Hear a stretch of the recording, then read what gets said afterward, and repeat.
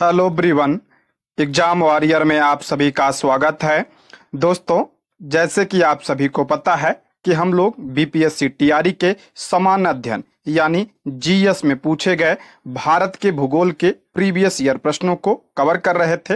इसके पहले की 2 क्लास में हम लोग इसके 60 प्रश्नों को कर चुके हैं। अगर आपने वो क्लास नहीं देखी है तो प्लीज चैनल पर जाके देख सकते हैं। दोस्तों, इसमें आपको BPSC TRE 1, BPSC TRE 2, BPSC TRE 3 का जो पेपर कैंसिल हुआ था और जो री एग्जाम हुआ था उसके सभी प्रश्न इसमें देखने को मिलेंगे। दोस्तों, इसमें पीआरटी के समान अध्ययन में बीपीएससी टीआरई 1, बीपीएससी टीआरई 2 और बीपीएससी टीआरई 3 में जो भारत के भूगोल से प्रश्न पूछे गए थे वो सभी प्रश्न इसमें शामिल हैं। 6 to 8 के समान अध्ययन में जो भारत के भूगोल से प्रश्न पूछे गए थे वो सभी प्रश्न शामिल हैं। टीजीटी और पीजीटी के समान अध्ययन में भारत के भूगोल से जो भी प्रश्न पूछे गए थे बीपीएससी टीआरई 1 में, टीआरई 2 में और टीआरई 3 में वो सभी प्रश्न इसमें शामिल हैं। दोस्तों, अगर आप लोग इसका पीडीएफ चाहते हैं तो इस नंबर पर आप लोग व्हाट्सअप कर सकते हैं और पीडीएफ का मूल्य है मात्र 21 रुपए। इसके अलावा हिस्ट्री का भी अगर आप लोग पीडीएफ चाहते हैं तो इसी नंबर पर व्हाट्सअप कर सकते हैं और हिस्ट्री की पीडीएफ का भी मूल्य है 21 रुपए। ठीक है। और अगर आप लोग हमारे टेलीग्राम से जुड़ना चाहते हैं तो टेलीग्राम का लिंक आपको डिस्क्रिप्शन बॉक्स या कमेंट बॉक्स में मिल जाएगा। दोस्तों, प्रीवियस ईयर क्वेश्चन बहुत ही ज्यादा इंपॉर्टेंट होता है तो इसलिए आप लोग क्लास को लास्ट तक ध्यान से जरूर देखिएगा। तो चलिए शुरू करते हैं। आज का पहला प्रश्न है, दामोदर घाटी परियोजना किस राज्य में स्थित है? मोस्ट इंपॉर्टेंट प्रश्न है। दामोदर घाटी परियोजना किस राज्य में स्थित है? तो इसका राइट आंसर हो जाएगा ऑप्शन बी, झारखंड और पश्चिम बंगाल में। ऑप्शन बी इसका करेक्ट आंसर हो जाएगा। दामोदर घाटी परियोजना वर्तमान में झारखंड और पश्चिम बंगाल राज्य में स्थित है। ऑप्शन बी इसका करेक्ट आंसर हो जाएगा। दामोदर घाटी परियोजना के तहत वर्ष 1948 में दामोदर घाटी निगम की स्थापना की गई थी। इसको भी आप लोग ध्यान रखिएगा। दामोदर घाटी परियोजना के तहत वर्ष 1948 में दामोदर घाटी निगम की स्थापना की गई थी। नाम से ही पता है दामोदर घाटी परियोजना ये किस नदी पर स्थित है? तो ये दामोदर नदी पर स्थित है। ठीक है, दामोदर नदी पर यह स्थित है यह परियोजना। अगर हम बात करते हैं दामोदर नदी की तो दामोदर नदी हुगली की सहायक नदी है। दामोदर नदी हुगली की सहायक नदी है और दामोदर नदी को बंगाल का शोक कहा जाता है। ये पॉइंट भी आप लोग ध्यान रखिएगा। दामोदर नदी को बंगाल का शोक भी कहा जाता है और इसी नदी पर दामोदर घाटी परियोजना स्थित है। यह स्वतंत्र भारत की प्रथम बहुउद्देशीय परियोजना है। ये पॉइंट भी आप लोग ध्यान रखिएगा। दामोदर घाटी परियोजना स्वतंत्र भारत की प्रथम बहुउद्देशीय परियोजना थी। इस परियोजना से लाभान्वित होने वाले राज्य झारखंड, बिहार एवं पश्चिम बंगाल है। ठीक है, ये सारे पॉइंट आप लोग ध्यान रखिएगा, इंपॉर्टेंट है। नेक्स्ट है, 1954 में किन 2 देशों के बीच कोसी सिंचाई एवं जल विद्युत परियोजना समझौता हस्ताक्षरित हुआ था? ये भी बहुत इंपॉर्टेंट है आपके लिए। 1954 में किन 2 देशों के बीच कोसी सिंचाई एवं जल विद्युत परियोजना समझौता हस्ताक्षरित हुआ था? तो इसका राइट आंसर हो जाएगा भारत और नेपाल। ऑप्शन सी इसका राइट आंसर हो जाएगा भारत और नेपाल। कोसी सिंचाई एवं जल विद्युत परियोजना वर्ष 1954 में हस्ताक्षरित भारत और नेपाल की संयुक्त परियोजना है। ठीक है, कब शुरू हुआ था ये? तो 1954 में। इस परियोजना के अंतर्गत 4 इकाइयों पर काम किया गया है। कोसी नदी की बात करें तो कोसी नदी गोसाई थान चोटी के उत्तर से निकलकर नेपाल में स्थित भीमनगर के पास भारत में प्रवेश करते हैं। इंपॉर्टेंट है, कोसी नदी गोसाई थान चोटी के उत्तर से निकलकर नेपाल में स्थित भीमनगर के पास भारत में प्रवेश करती है। यह नदी बिहार राज्य के पूर्वी उत्तर भाग में प्रवाहित होती है और कुशैला के पास ये गंगा नदी में मिल जाती है। यानी कोसी नदी जो है किसकी सहायक नदी है? तो गंगा की सहायक नदी है कोसी नदी और इसे बिहार का शोक कहा जाता है। ये पॉइंट भी आप लोग ध्यान रखिएगा। कोसी नदी को बिहार का शोक भी कहा जाता है। ठीक है, नेक्स्ट है, निम्नलिखित में से कौन सा बांध महानदी पर स्थित है? ये बहुत लोगों का प्रश्न गलत हुआ था। कौन सा बांध महानदी पर स्थित है? आप सभी को पता है हीराकुंड बांध महानदी पर स्थित है तो बहुत लोग हीराकुंड लगा चले आए थे, लेकिन ध्यान रखिएगा हीराकुंड भी और दुधवा भी, तो इसलिए इसका राइट आंसर हो जाएगा ऑप्शन डी, उपरोक्त में से एक से अधिक। ऑप्शन डी इसका करेक्ट आंसर हो जाएगा। ठीक है, बीपीएससी ने इसका आंसर ऑप्शन डी माना है। हीराकुंड बांध तथा दुधवा बांध महानदी पर स्थित है। महानदी प्रणाली उस उड़ीसा राज्य की सबसे बड़ी नदी और प्रायद्वीपीय भारत की तीसरी सबसे बड़ी नदी है। जो महानदी है ये उड़ीसा राज्य की सबसे बड़ी नदी और प्रायद्वीपीय भारत की तीसरी सबसे बड़ी नदी है। आप लोग कमेंट बॉक्स में बताइए कि प्रायद्वीपीय भारत की सबसे बड़ी नदी कौन सी है। ठीक है, कमेंट जरूर करिएगा। इस नदी का जलग्रहण क्षेत्र छत्तीसगढ़, मध्य प्रदेश, उड़ीसा, झारखंड और महाराष्ट्र तक विस्तारित है। इस नदी पर स्थित हीराकुंड बांध भारत का सबसे लंबा बांध है। ये इंपॉर्टेंट, इसको ध्यान रखिएगा। हीराकुंड बांध जो है ये महानदी पर है और ये भारत का सबसे लंबा बांध है। ठीक, नेक्स्ट, झारखंड का घाटशिला किस खनिज उत्पादन के लिए प्रसिद्ध है? झारखंड का घाटशिला या घाटशिला किस खनिज उत्पादन के लिए प्रसिद्ध है? बहुत ज्यादा इंपॉर्टेंट है, कई सारे एग्जाम में ये प्रश्न बना है। तो ये तांबा के लिए प्रसिद्ध है। ऑप्शन सी इसका राइट आंसर हो जाएगा, तांबा के लिए यह प्रसिद्ध है। एक ध्यान रखिएगा, झारखंड का ही है कोडरमा। कोडरमा किसके लिए प्रसिद्ध है? तो कोडरमा जो है अभ्रक के लिए प्रसिद्ध है। ठीक है, कोडरमा किसके लिए? तो अभ्रक के लिए प्रसिद्ध है। और घाटशिला ये तांबा के लिए प्रसिद्ध है। झारखंड के पूर्वी सिंहभूम जिले में मौजूद घाटशिला एक छोटा सा शहर है जो अपने खनिज संपदा और प्राकृतिक सौंदर्य के लिए प्रसिद्ध है। घाटशिला में यूरेनियम और तांबा जैसे खनिजों का भंडार पाया जाता है। ये यूरेनियम और तांबा के लिए प्रसिद्ध है। ठीक है, और कोडरमा अभ्रक के लिए प्रसिद्ध है। नेक्स्ट है, मैग्नीज का उपयोग कहाँ किया जाता है? मैग्नीज का उपयोग कहाँ पे किया जाता है? तो फोटोग्राफी में भी किया जाता है, माचिस में, बैटरी उत्पादन में। तो ऑप्शन डी इसका राइट आंसर हो जाएगा। उपयुक्त में से एक से अधिक, ऑप्शन डी इसका राइट आंसर हो जाएगा। मैग्नीज का मुख्य उपयोग स्टील उत्पादन में होता है। यह स्टील को कठोर और मजबूत बनाने के लिए आवश्यक है। इसके अलावा मैग्नीज का उपयोग बैटरी, रसायन और कांच उत्पादन में भी होता है। ये एनसीईआरटी की कटिंग है, इसको भी ध्यान रखिएगा। मैग्नीज मुख्य रूप से इस्पात के विनिर्माण में प्रयोग किया जाता है। 1 टन इस्पात बनाने में लगभग 10 किलोग्राम मैग्नीज की आवश्यकता होती है और इसका उपयोग ब्लीचिंग पाउडर, कीटनाशक दवाएं व पेंट बनाने में भी किया जाता है। तो बीपीएससी ने इसका आंसर डी माना है। ठीक है, ये ध्यान रखिएगा, ऑप्शन डी इसका करेक्ट आंसर हो जाएगा।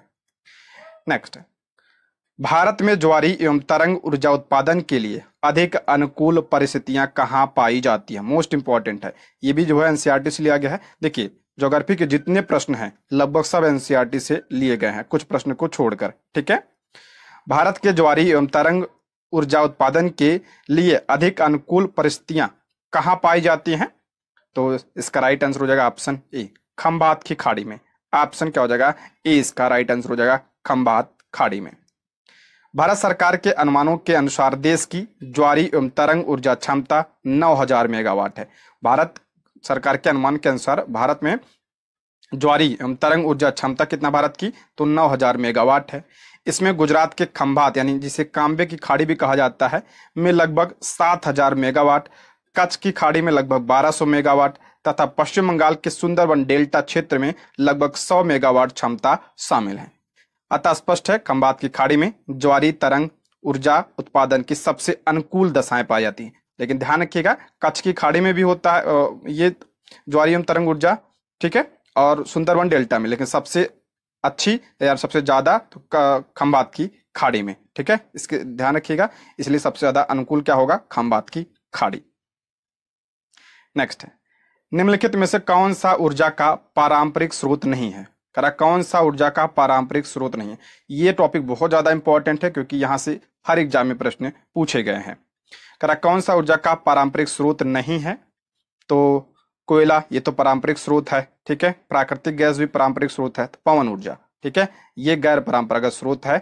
ऑप्शन सी इसका राइट आंसर हो जाएगा। और ये नवीकरणीय ऊर्जा का स्रोत है, तो ऑप्शन सी इसका राइट आंसर हो जाएगा, पवन ऊर्जा। इसमें पूछा कौन सा नहीं है, तो पवन ऊर्जा नहीं है। बहुत ही ज्यादा इंपॉर्टेंट है ये। पवन ऊर्जा का पारंपरिक स्रोत नहीं है। ऊर्जा के 2 स्रोत हैं, एक आपका पारंपरिक स्रोत और गैर पारंपरिक स्रोत। पारंपरिक स्रोत की बात करते हैं तो जीवाश्म ईंधन आता है, इसमें पेट्रोलियम हो गया, कोयला हो गया, प्राकृतिक गैस, ये सब आते हैं। गैर परंपरागत स्रोत की बात करें तो पवन ऊर्जा हो गया, बायोमास ऊर्जा हो गया और नवीकरणीय ऊर्जा संसाधन इसमें आते हैं। इसको इस चार्ट के माध्यम से समझते हैं। ऊर्जा संसाधनों का वर्गीकरण, ये इसके अनुसार 2 भागों में बांटा गया है, एक उत्पादन के आधार पर, एक संभावना के आधार पर। अगर उत्पादन के आधार की बात करते हैं, इसको भी दो भागों में बांटा गया है, एक परंपरागत स्रोत, दूसरा है आपका गैर परंपरागत स्रोत। ठीक है, उत्पादन के आधार पर है ये। परंपरागत में कौन आता है, तो जलीय विद्युत यानी हाइड्रो, कोयला हो गया आपका, जिसे कोयला और पेट्रोलियम जिसे कहते हैं ताप विद्युत, और उसके बाद पेट्रोलियम हो गया, प्राकृतिक गैस हो गया। ठीक है, ये सब परंपरागत स्रोत हैं।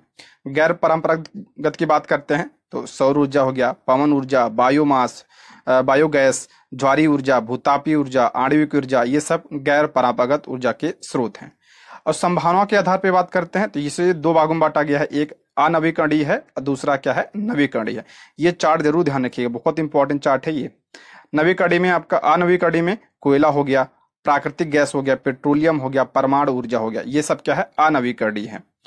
नवीकरणीय की बात करते हैं तो जलीय विद्युत, सौर ऊर्जा हो गया, पवन ऊर्जा हो गया, बायोमास हो गया, ठीक है, बायोगैस हो गया, ज्वारीय ऊर्जा हो गया, भूतापीय ऊर्जा हो गया, ये सब क्या है, नवीकरणीय ऊर्जा के स्रोत हैं। ठीक है, ये इंपॉर्टेंट, इसको आप लोग जरूर ध्यान रखिएगा, यहाँ से हर एग्जाम में प्रश्न बना है और हर बार बना है। ठीक है, किसी एग्जाम में ये। नेक्स्ट है, मोनोजाइट रेत में निम्नलिखित में से कौन सा खनिज पाया जाता है। मोनोजाइट रेत बहुत ही इंपॉर्टेंट है ये भी प्रश्न। देखिए, प्रश्न रिपीट होते रहते हैं, इसलिए प्रीवियस ईयर क्वेश्चन बहुत ही ज्यादा आपके लिए इंपॉर्टेंट है। चाहे आप पीआरटी की तैयारी कर रहे हैं तो तब भी आप 6 to 8 की प्रीवियस ईयर क्वेश्चन देखिए, टीजीटी पीएचटी का प्रीवियस ईयर क्वेश्चन देखिए। ठीक है, ऐसे ही अगर आप टीजीटी की तैयारी कर रहे हैं तो पीआरटी और 6 to 8 का क्वेश्चन देखिए। ठीक है, क्वेश्चन क्या होता है, रिपीट होता रहता है, इसलिए जो है आप लोग सारे प्रीवियस ईयर क्वेश्चन को जरूर सॉल्व करिएगा, चाहे वो किसी भी क्लास का हो। ठीक है, मोनोजाइट रेत निम्नलिखित में से कौन सा खनिज पाया जाता है मोनोजाइट रेत में, तो आपका हो जाएगा थोरियम। ऑप्शन सी इसका राइट आंसर हो जाएगा, थोरियम। मोनोजाइट रेत में थोरियम खनिज पाया जाता है। और भारत में मोनोजाइट रेत मुख्य रूप से कहाँ पाया जाता है, तो केरल के तट पर पाया जाता है। मोस्ट इंपॉर्टेंट है, मोनोजाइट रेत केरल में। थोरियम का रासायनिक प्रतीक आपका TH है तथा परमाणु क्रमांक क्या है इसका, 90 है।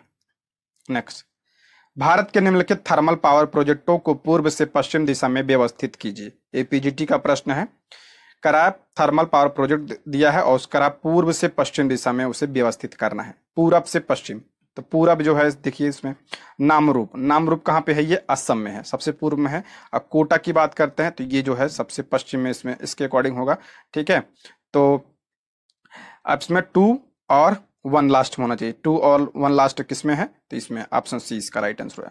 नामरूप असम में है और कोटा ये आपका राजस्थान में है। और ओबरा की बात करते हैं, ये यूपी में है और परीक्षा भी आपका यूपी में है। ठीक है, तो ऑप्शन सी इसका राइट आंसर हो जाएगा, पूरब से पश्चिम पूछा है। ठीक, दिए गए थर्मल पावर प्रोजेक्टों का पूरब से पश्चिम क्रम, नामरूप जो है ये असम में है, ओबरा उत्तर प्रदेश के सोनभद्र जिले में है, परीक्षा ये उत्तर प्रदेश के झांसी जिले में बेतवा नदी के किनारे है, और कोटा ये राजस्थान में। सबसे जो है पूर्व में आपका नामरूप हो गया और पश्चिम में हो गया कोटा, इसके अकॉर्डिंग, तो इसलिए ऑप्शन सी इसका राइट आंसर हो जाएगा। नेक्स्ट है, किस शहर में प्रथम शुद्ध हरित हाइड्रोजन संयंत्र चालू किया गया था। किस शहर में प्रथम शुद्ध हाइड्रोजन संयंत्र चालू किया गया था, तो ये असम के जोरहट में चालू किया गया था, असम के जोरहट में। तो ये हो जाएगा ऑप्शन ई, इनमें से कोई नहीं है, ऑप्शन ई इसका करेक्ट आंसर हो जाएगा, ऑप्शन में नहीं है। ठीक है, ऑयल इंडिया लिमिटेड द्वारा असम के जोरहट पंप स्टेशन पर 10 किलोग्राम प्रतिदिन की स्थापित क्षमता के साथ भारत के पहले 99.999% शुद्ध ग्रीन हाइड्रोजन प्लांट की शुरुआत की गई। ये इंपॉर्टेंट है, ध्यान रखिएगा, किसके द्वारा, तो ऑयल इंडिया लिमिटेड के द्वारा। कहां पे, तो असम की जोरहट में। नेक्स्ट, कोयला नगरी किस स्थान को कहते हैं। कोयला नगरी किसे कहा जाता है, तो धनबाद को कोयला नगरी कहा जाता है, ऑप्शन सी। कोयला नगरी किसे, तो धनबाद को जो है कोयला नगरी कहा जाता है। और ये कहाँ पे है, तो झारखंड में है, और यहाँ से झरिया क्षेत्र में अनेक कोयला खनन क्षेत्र हैं। ठीक है, ये इंपॉर्टेंट है, धनबाद शहर, इसे कोयला नगरी कहा जाता है क्योंकि कोयला यहाँ से बहुत ज्यादा मिलता है। भारत के खनिज तेल यानी पेट्रोलियम उत्पादक क्षेत्र और इसकी अवस्थितियों का सही युग्म है। खनिज तेल यानी पेट्रोलियम उत्पादक क्षेत्र दिया है और उसकी अवस्थिति दी यानी स्थिति दी है। सुरमा घाटी, सुरमा घाटी असम में है, बिल्कुल करेक्ट है। लुनो क्षेत्र गुजरात में है, तो जब 2 सही हो गया तो ऑप्शन डी इसका राइट आंसर हो जाएगा, उपयुक्त में से 1 से अधिक। और केजी बेसिन बंगाल की खाड़ी, ऑप्शन डी इसका राइट आंसर हो जाएगा। भारत के प्रमुख पेट्रोलियम खनिज तेल उत्पादक क्षेत्र है कौन कौन से? सुरमा घाटी, सुरमा घाटी में सुरमा घाटी हो गया, डिगबोई, नहरकटिया, हुगरीजन, मोरान क्षेत्र, ये सब असम है। ये सारे जो है पेट्रोलियम क्षेत्र हैं, ध्यान रखिएगा। सुरमा घाटी, डिगबोई, नहरकटिया, हुगरीजन, मोरान क्षेत्र, ठीक है। लोनेज, अंकलेश्वर, उल्याद, ढोकला, मेहसाना, कलोल क्षेत्र, ये कहाँ पे है? गुजरात में है। मंगला क्षेत्र कहाँ पे है? राजस्थान में है। कृष्णा गोदावरी बेसिन यानी केजी बेसिन, ये क्षेत्र आंध्र प्रदेश में है, जो कि प्राकृतिक गैस का भारत में प्राप्त सबसे बड़ा भंडार है। केजी बेसिन में ही रावा अपतटीय क्षेत्र पेट्रोलियम उत्पादन के लिए प्रसिद्ध है। इसको भी आप लोग ध्यान रखिएगा, एनसीईआरटी से लिया गया प्रश्न है ये। नेक्स्ट है, बिहार के किस जिले में रेशमी वस्त्र का उत्पादन सर्वाधिक होता है? देखिए ये बहुत बार प्रश्न रिपीट हुआ है, ठीक है। अगर प्रीवियस ईयर देखेंगे तो लगभग कई बार ही पूछा गया है। पीआरटी में भी पूछा गया है, उसके बाद 6 to 8 में भी पूछा गया है ये, ठीक है। बिहार के किस जिले में रेशमी वस्त्र का उत्पादन सर्वाधिक होता है? तो भागलपुर में सर्वाधिक होता है, ठीक है, भागलपुर में। ऑप्शन 20 का राइट आंसर हो जाएगा। और यह जो है, यह जिला रेशम उद्योग से भी जुड़ा है और पूरे भारत में अपने टसर रेशम और भागलपुर साड़ी के लिए प्रसिद्ध है। ध्यान रखिएगा, ये टसर रेशम और भागलपुर पूरी साड़ी के लिए प्रसिद्ध है। और यहाँ पे इसे क्या कहा जाता है? रेशम का उत्पादन सर्वाधिक होता है, इसलिए इसे यहाँ पे इसे रेशम शहर या रेशम सिटी के नाम से भी जाना जाता है, ठीक है। सिल्क सिटी या रेशम शहर के नाम से इसे जाना जाता है। नेक्स्ट, बरौनी तेल शोधक संयंत्र बिहार के किस जिले में स्थित? बहुत इंपॉर्टेंट है, ये भी प्रश्न कई बार रिपीट हुआ है। बरौनी तेल संयंत्र बिहार के किस जिले में स्थित है? तो ये बेगूसराय में स्थित है, ठीक है। बेगूसराय में स्थित है बरौनी तेल संयंत्र, बेगूसराय। बरौनी भारत के बिहार राज्य में बेगूसराय जिले में स्थित एक कस्बा है। यह गंगा नदी के किनारे बसा हुआ है। यह बिहार का औद्योगिक कस्बा या शहर है। यहाँ पर बरौनी तेल शोधक कारखाना तथा बरौनी थर्मल पावर स्टेशन स्थापित किए गए हैं। बरौनी तेल संयंत्र इंडियन ऑयल कॉर्पोरेशन लिमिटेड के अधीन कार्यरत है। ध्यान रखिएगा, यह जो है बरौनी तेल शोधक संयंत्र जो है ये इंडियन ऑयल कॉर्पोरेशन लिमिटेड के अधीन ये काम करता है। और यह संयंत्र रूस और रोमानिया, ये इंपॉर्टेंट है, जो बरौनी तेल संयंत्र है या रूस और रोमानिया की मदद से स्थापित किया गया था तथा वर्ष 1964 से ये कार्यरत है, ठीक है। 1964 से ये कार्यरत है और रूस और रोमानिया की सहायता से इसे बनाया गया था। नेक्स्ट है, मुंबई और नई मुंबई को जोड़ने वाले अटल सेतु की कुल लंबाई कितने किलोमीटर है? मुंबई और नवी मुंबई को जोड़ने वाले अटल सेतु की कुल लंबाई कितने किलोमीटर है? तो ये जो है 21.8 किलोमीटर। इंपॉर्टेंट है, ये करंट अफेयर था बीच में, तो ऑप्शन 20 का राइट आंसर हो जाएगा 21.8 किलोमीटर। इसकी लंबाई 21.8 किलोमीटर है। इसमें लगभग 16.5 किलोमीटर लंबाई समुद्र में है और तथा इसकी जो है 5.5 किलोमीटर ये जमीन पर स्थित है। टोटल 21.8 किलोमीटर है ये। यह पुल मुंबई के सेवरी से शुरू होता है और रायगढ़ जिले के उरण तालुका में नहवा सेवा पर समाप्त होता है। ये ध्यान रखिएगा, ये जो है शुरू कहाँ से होता है? मुंबई के सेवरी से शुरू होता है और रायगढ़ जिले के उरण तालुका में नहवा सेवा पर ये समाप्त होता है। नेक्स्ट है, निम्नलिखित में से कौन से दो चरम स्थान पूर्वी पश्चिम गलियारे से जुड़े हैं? पूर्वी और पश्चिम गलियारा इसमें पूछ रहा है, कौन जुड़ा है पूर्वी और पश्चिम? तो सिलचर और पोरबंदर, ठीक है, सिलचर और पोरबंदर। ऑप्शन सी, सिलचर पूर्व में है, पोरबंदर आपका जो है पश्चिम में है, गुजरात में है। देखिए, सिलचर और पोरबंदर को दो चरम स्थान पूर्व पश्चिम गलियारे से जुड़े हैं। ये जो आपका पूर्व पश्चिम गलियारा गुजरात, मध्य प्रदेश, उत्तर प्रदेश, बिहार, पश्चिम बंगाल, असम से होकर यह गुजरता है। यहाँ से शुरू होता है ये सिलचर से। सिलचर कहाँ पे है? तो ये असम में है और पोरबंदर तक आता है। और पोरबंदर कहाँ पे है? गुजरात में है। अगर हम बात करते हैं उत्तर दक्षिण गलियारे की, तो ये श्रीनगर से शुरू होता है और कन्याकुमारी तक आता है ये, ठीक है। नेक्स्ट, भारत के निम्नलिखित बंदरगाहों को उत्तर से दक्षिण दिशा में व्यवस्थित कीजिए। बंदरगाह दिया है और कह रहा है उत्तर से दक्षिण दिशा में उसे व्यवस्थित कीजिए। ये टीजीटी का प्रश्न है, ठीक है। अगर हम बात करते हैं काकीनाडा की, तो काकीनाडा ये आंध्र प्रदेश में है, ठीक है। मछलीपट्टनम भी आपका कहाँ पे है? आंध्र प्रदेश में है, ठीक है। नागपट्टिनम तो ये तमिलनाडु में है और विशाखापत्तनम ये अभी आंध्र प्रदेश में है। तो इसके अनुसार जो है इसका राइट आंसर होगा ऑप्शन 20 का राइट। पहले आपका उत्तर से दक्षिण पूछा है ना, तब पे विशाखापत्तनम, फिर काकीनाडा हो जाएगा आपका, फिर मछलीपट्टनम हो जाएगा, फिर नागपट्टनम हो जाएगा। ठीक है, ऑप्शन 20 का राइट आंसर हो जाएगा। ऐसे भी इसको सॉल्व कर सकते थे ऑप्शन के अकॉर्डिंग। ये नागपट्टनम में है, तमिलनाडु में है, तो तमिलनाडु जो है पहले उत्तर में आंध्र प्रदेश पड़ेगा, फिर नीचे पड़ेगा दक्षिण में क्या पड़ेगा आपका तमिलनाडु। तो इसके अकॉर्डिंग इसको लगा सकते थे, ऑप्शन 20 का राइट आंसर हो जाएगा। ठीक है, विशाखापत्तनम आंध्र में है, काकीनाडा भी आंध्र में है, मछलीपट्टनम भी आंध्र में है, और नागपट्टनम तमिलनाडु में है। ठीक है, नेक्स्ट है, मध्य प्रदेश का लगभग कितना प्रतिशत क्षेत्रफल कृषि योग्य है? मध्य प्रदेश का कितना प्रतिशत किसी कृषि योग्य है? यह प्रश्न जो है बीपीएससी टीआरई 3 का जो पेपर कैंसिल हुआ था पीआरटी का, उसमें प्रश्न पूछा गया था। तो इसका राइट आंसर हो जाएगा ऑप्शन सी, इसका राइट आंसर हो जाएगा 50%। ठीक है, ऑप्शन सी इसका राइट आंसर हो जाएगा 50। मध्य प्रदेश एक कृषि प्रधान अर्थव्यवस्था है। राज्य की कुल 307.56 लाख हेक्टेयर क्षेत्र में 152.05 लाख हेक्टेयर भूमि खेती के अधीन है, जो राज्य का लगभग क्या है 50% है, लगभग 49.43 है। ठीक है, इसे लगभग 50 मान लेते हैं। ये कृषि योग्य क्षेत्र है। भारत में हरित क्रांति का श्रेय किसे दिया जाता है? बहुत इंपॉर्टेंट है, हरित क्रांति भारत में पूछ रहा है, यहाँ पे ध्यान रखिएगा। भारत में हरित क्रांति का श्रेय किसे दिया जाता है? तो डॉक्टर एम.एस. स्वामीनाथन को दिया जाता है। Doctor MS. स्वामीनाथन को भारत में हरित क्रांति का जनक कहा जाता है। आप लोग कमेंट बॉक्स बताइए कि विश्व में हरित क्रांति का जनक किसे कहा जाता है? विश्व में किसे कहा जाता है? ये तो भारत की बात हो गई, भारत में एम.एस. स्वामीनाथन को कहा जाता है।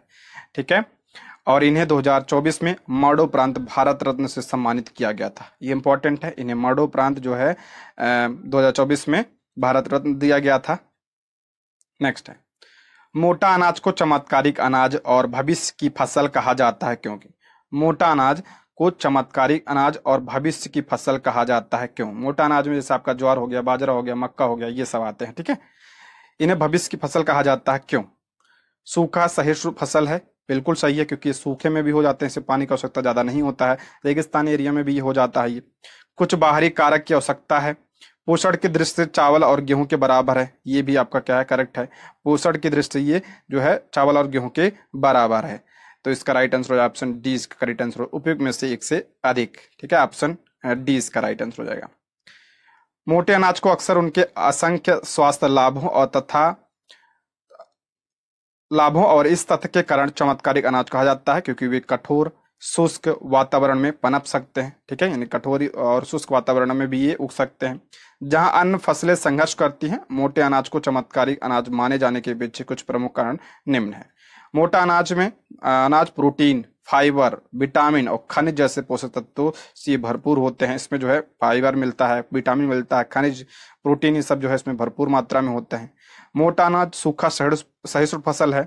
इसमें अन्य फसलों की तुलना में कम पानी और कम कीटनाशक की आवश्यकता होती है इसमें, जिससे यह किसानों के लिए पर्यावरण के अनुकूल विकल्प बन जाता है। ठीक है, गेहूं और धान की फसलों के मुकाबले इसमें सॉल्युबल फाइबर के साथ ही कैल्शियम और आयरन की मात्रा इसमें होती है।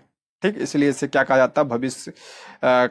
भविष्य की फसल और या चमत्कारी अनाज कहा जाता है इसे। नेक्स्ट है, निम्नलिखित में से कौन सी उड़ीसा का स्थानांतरणशील कृषि है? बहुत इंपॉर्टेंट है, ये भी टॉपिक बहुत ज्यादा इंपॉर्टेंट है, स्थानांतरणशील कृषि।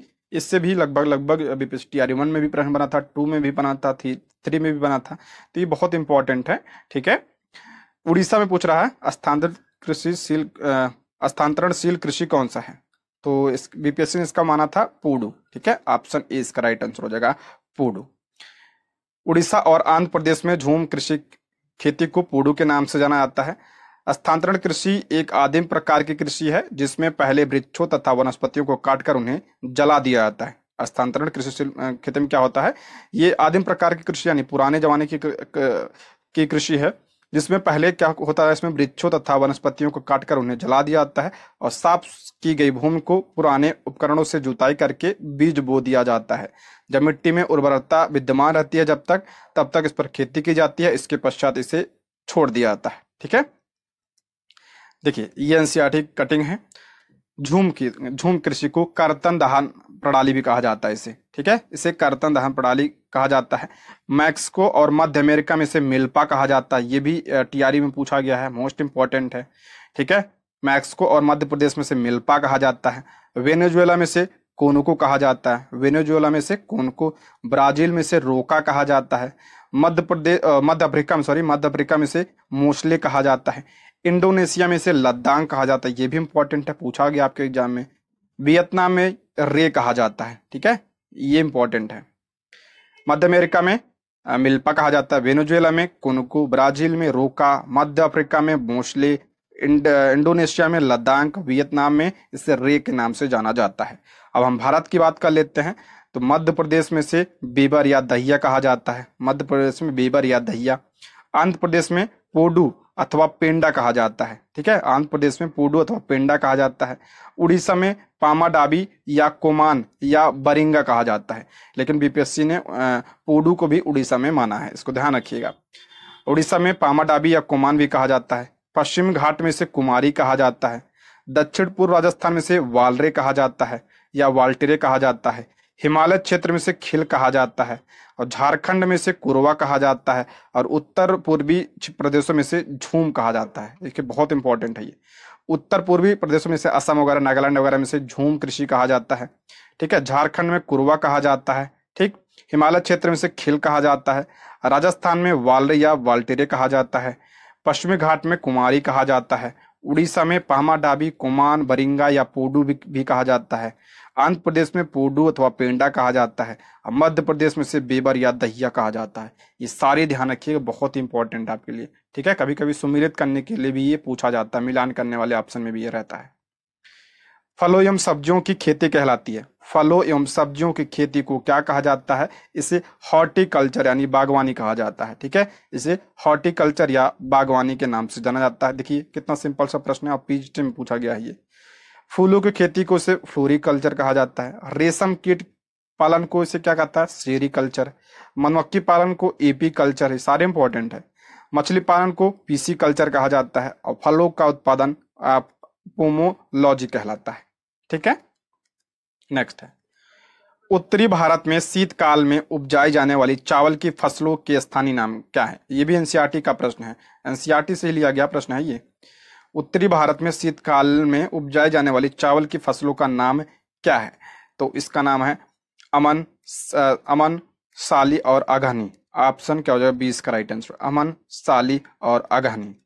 देखिए उत्तर भारत में मई से जुलाई से सितंबर से दिसंबर, मई जुलाई से सितंबर दिसंबर तक चावल की फसल उगाई जाती है। शीतकाल में उपजाई जाने वाली चावल की किस्मों का स्थानीय नाम है अमन, साली और अगहनी।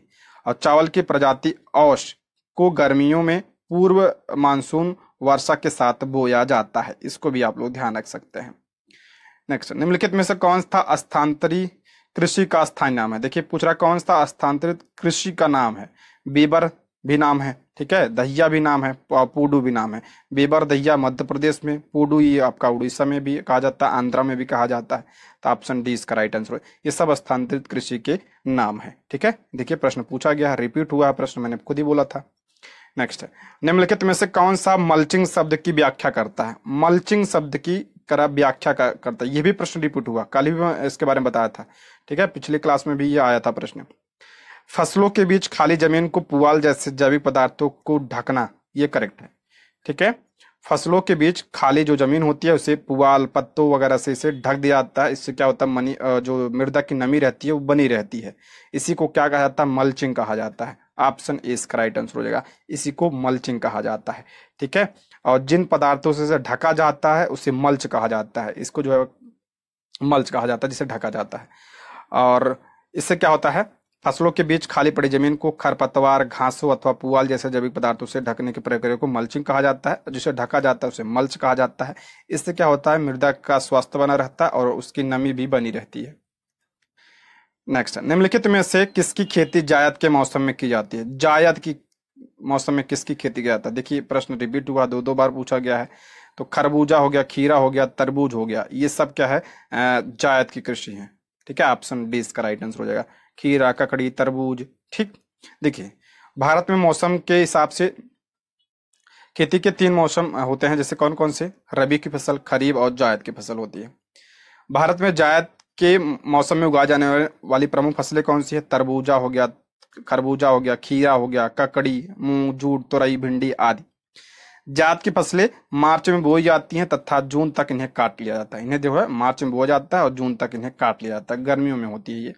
रबी की फसल की बात करते हैं, ये शीत ऋतु में अक्टूबर से दिसंबर के बीच बोई जाती है तथा ये जब ग्रीष्म ऋतु प्रारंभ होता है अप्रैल से जून के मध्य से काट लिया जाता है। इस मौसम की प्रमुख फसल है गेहूं हो गया आपका, जैसे जौ हो गया, मटर हो गया, चना हो गया, ठीक, सरसों हो गया, ये सब रबी की फसल है। खरीफ की बात करते हैं तो ये जो है मानसून के समय में बोई जाती है, यानी जून जुलाई में मानसून के आगमन के समय बोई जाती है और जब शीत ऋतु शुरू होता है तो इसे काट लिया जाता है। इसमें आपका चावल हो गया, कपास हो गया, जूट हो गया, ज्वार हो गया, बाजरा हो गया, ये सब खरीफ की फसलें हैं। ठीक है, ये जरूर ध्यान रखिए किसकी फसलें हैं, ये अक्सर पूछा जाता है एग्जाम में।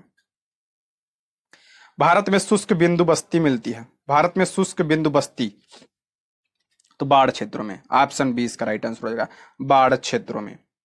नदी बेसिन के निम्न भाग में बस्तियां नदी वेदिकाओं एवं तटबंधों पर बसाई जाती हैं क्योंकि ये भाग शुष्क बिंदु होते हैं। उष्णकटिबंधीय देशों के दलदली क्षेत्रों के निकट लोग अपने मकान स्तंभ पर बनाते हैं जिससे कि बाढ़ एवं कीड़े मकोड़े से बचा जा सके, इसलिए ऐसी बस्तियों को शुष्क बिंदु बस्ती कहा जाता है। देखिए समझते हैं, नदी बेसिन के निम्न भाग में बस्तियां नदी वेदिकाएं एवं तटबंधों पर बसाई जाती हैं क्योंकि ये भाग क्या होते हैं, शुष्क बिंदु होते हैं। उष्णकटिबंधीय देशों के दलदली क्षेत्रों के निकट लोग अपने मकान स्तंभों पर बनाते हैं, थोड़ा ऊंचा बनाते हैं जिससे बाढ़ एवं कीड़े मकोड़े से बचा जा सके, और इसीलिए ऐसी बस्तियों को क्या कहा जाता है, शुष्क बिंदु बस्ती कहा जाता है। ठीक है दोस्तों, यदि आप हमारे चैनल पर नए हैं तो प्लीज चैनल को सब्सक्राइब जरूर करें, और अगर आपको क्लास पसंद आती है तो लाइक, शेयर और कमेंट करें, और कोई सुझाव भी हो तो आप लोग कमेंट बॉक्स में जरूर बताइए। मैं बार बार कह रहा हूं कि प्रीवियस ईयर बहुत ही ज्यादा इंपॉर्टेंट है, तो आप लोग सारे सब्जेक्ट का प्रीवियस ईयर क्वेश्चन जरूर देखिए। ठीक है, इसके पहले हिस्ट्री का करा चुका हूं, ज्योग्राफी का चल रहा है। ठीक है, 2-3 दिन में समाप्त हो जाएगा ज्योग्राफी का, 2 दिन कल समाप्त हो जाएगा ज्योग्राफी का। उसके बाद हम लोग साइंस का करेंगे, ठीक है, ईवीएस का भी करेंगे, पॉलिटी का भी करेंगे, तो इसके लिए आप लोग चैनल को सब्सक्राइब जरूर कर लीजिएगा। जीवाश्मों के आधार पर मानव का उत्पत्ति केंद्र है। जीवाश्मों के आधार पर मानव का उत्पत्ति केंद्र क्या है, तो अफ्रीका की रिफ्ट घाटी है, ऑप्शन 20 का राइट आंसर हो जाए, अफ्रीका की रिफ्ट घाटी।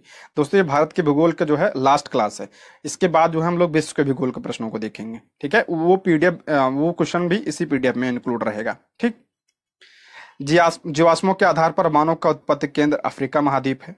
अफ्रीका महाद्वीप में मानव प्रजाति की उत्पत्ति मध्य प्लीस्टोसीन युग के अंत में अनुमानित की गई है, जो कि प्रथम एवं द्वितीय और ओमोकिबिस प्रथम तथा लेवेंटाइन जैसे जीवाश्मों के अध्ययन पर आधारित है, जिन्हें अफ्रीका महाद्वीप में सकहुल और कफजेस नामक स्थानों से प्राप्त किया था। बस इतना ध्यान रखिएगा, जीवाश्मों के आधार पर मानव उत्पत्ति का केंद्र क्या माना था, अफ्रीका के रिफ्ट घाटी। इतना ही पूछा जाता है आपके एग्जाम में। ठीक है, दो समुदायों के मध्य सांस्कृतिक संपर्क कहलाता है। दो समुदायों के मध्य सांस्कृतिक संपर्क को क्या कहा जाता है, उसे एकल्चरेशन कहा जाता है। ऑप्शन 20 का राइट आंसर है, उसे एकल्चरेशन कहा जाता है, ऑप्शन बी।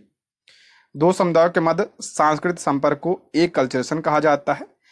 इसे उस सामाजिक, मनोवैज्ञानिक और सांस्कृतिक बदलाव के रूप में संदर्भित किया जाता है जिसमें एक समाज या संगठन से संबंधित कोई व्यक्ति या समुदाय किसी अलग समुदाय या संगठन के तौर तरीकों व मान्यताएं समझकर उसका भाग बनता है। ऐसा प्रवास के रूप में अधिकतर होता है जब कोई व्यक्ति या समुदाय देश को छोड़कर किसी अन्य देश में जाकर बसता है और वहां के दूसरे लोग या समुदाय के बीच पारस्परिक मेलजोल बढ़ाता है, उसी क्या कहा जाता है, एकल्चरेशन कहा जाता है। नेक्स्ट है, अरब सागर और बंगाल की खाड़ी के अपवाह तंत्र के बीच जल विभाजक है। अरब सागर और बंगाल की खाड़ी के अपवाह तंत्र के बीच जल विभाजक का कार्य कौन करता है, तो दिल्ली रेंज हो गया, अरावली पर्वत श्रेणी, सह्याद्री, अमरकंटक की पहाड़ियां। ऑप्शन 20 का राइट आंसर हो जाएगा, ऑप्शन बी। देखिए अरब सागर यानी जो अरब सागर में आकर नदियां गिरती हैं और जो बंगाल की खाड़ी में आकर जो नदियां गिरती हैं उसके बारे में कह रहा है। अपवाह तंत्र के बीच जल विभाजक के रूप में दिल्ली रेंज हो गया, अरावली पर्वत श्रेणी, सह्याद्री और अमरकंटक की पहाड़ियां। ठीक है, ये ध्यान रखिएगा। जो प्रायद्वीपीय भारत की लगभग नदियां हैं ये कहाँ पे गिरती हैं, अरब सागर में गिरती हैं, और जो ये हिमालय की नदियां जैसे गंगा हो गया और इसकी सहायक नदियां हो गई, ये सब कहाँ पे आके गिरती हैं, ये अरब सागर में, बंगाल की खाड़ी में गिरती हैं और डेल्टा का निर्माण करती हैं। और इसके जल विभाजक का कार्य क्या करता है, दिल्ली करता है यहाँ पे, ठीक है। दिल्ली रेंज हो गया, अरावली रेंज हो गया, सह्याद्री रेंज हो गया, अमरकंटक, ये सब जो है जल विभाजक का कार्य करती हैं। नेक्स्ट है, मिलान करना है। चार, चार हो जाएगा आपका डेल्टा, कंकड़ ये बांगर, कयाल, कयाल ये कहाँ पाया जाता है, तटीय मैदान में, माड और पंजाब का मैदान। तो इसका राइट आंसर हो जाएगा आपका ए का, ए का तीसरा, ए का दूसरा, ए का दूसरा इसमें है, ऑप्शन बी इसका करेक्ट आंसर हो जाएगा। ठीक है, चार डेल्टा, कंकर बांगर, कयाल तटीय मैदान, माड पंजाब का मैदान। नेक्स्ट, ये भी मिलान करना है। कुछ प्रांतों में संसाधनों की उपलब्धता दिया है और संबंधित प्रांतों के नाम दिए हैं। पहला, खनिज संसाधनों की संपन्नता परंतु औद्योगिकरण की कमी। करा, खनिज संसाधन वहां पे हैं लेकिन औद्योगिकरण की कमी है। कहां पे, तो झारखंड हो जाएगा। जल संसाधनों की संपन्नता परंतु आधारभूत संरचना के विकास की कमी। जल संसाधन वहां पे हैं लेकिन आधारभूत संरचना की कमी है, तो अरुणाचल प्रदेश है। सौर और वायु ऊर्जा की उपलब्धता यानी संपन्नता परंतु संसाधनों की कमी। वहां पे सौर ऊर्जा भी है, वायु ऊर्जा भी है, लेकिन वहां पे संसाधन कमी है, तो राजस्थान हो जाएगा। खनिज संसाधनों की संपन्नता परंतु परिवहन और संचार संसाधनों की कमी। कह रहा वहां पे खनिज है लेकिन वहां पे परिवहन और संचार की सुविधा नहीं है, तो कहाँ पे, लद्दाख में। ठीक है, तो ऑप्शन बी इसका राइट आंसर हो जाएगा।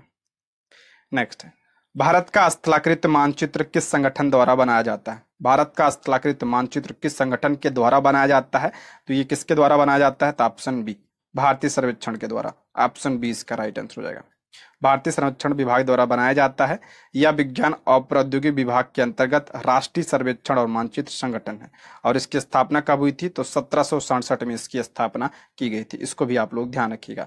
दोस्तों, आज की क्लास में बस इतना ही। इसके आगे की क्लास में हम लोग विश्व के भूगोल के प्रश्नों को देखेंगे। ठीक है, विश्व के भूगोल के प्रश्नों को हम लोग इसके आगे के क्लास में देखेंगे। उसके बाद हम लोग साइंस के प्रश्नों को देखेंगे, ईवीएस के प्रश्नों को देखेंगे, ठीक है, और पॉलिटी के प्रश्नों को देखेंगे। ये 3 सब्जेक्ट और बचे हैं, ठीक है, इसको भी हम लोग कवर करेंगे। इसके लिए आप लोग चैनल को सब्सक्राइब जरूर कर लीजिएगा, और क्लास पसंद आई हो तो लाइक, शेयर और कमेंट भी कर दीजिएगा। ठीक है, और कोई सुझाव भी हो तो आप लोग कमेंट बॉक्स में बताइएगा, और हमारे टेलीग्राम चैनल को भी ज्वाइन कर लीजिएगा। ठीक, और हिस्ट्री ज्योग्राफी का अगर आपको पीडीएफ चाहिए तो नंबर जो बताया गया उसी पर व्हाट्सएप करके स्क्रीनशॉट भेज सकते हैं, वहां पे आपको पीडीएफ मिल जाएगा। ठीक है, ये रहे आज के प्रश्न। Thank you for watching.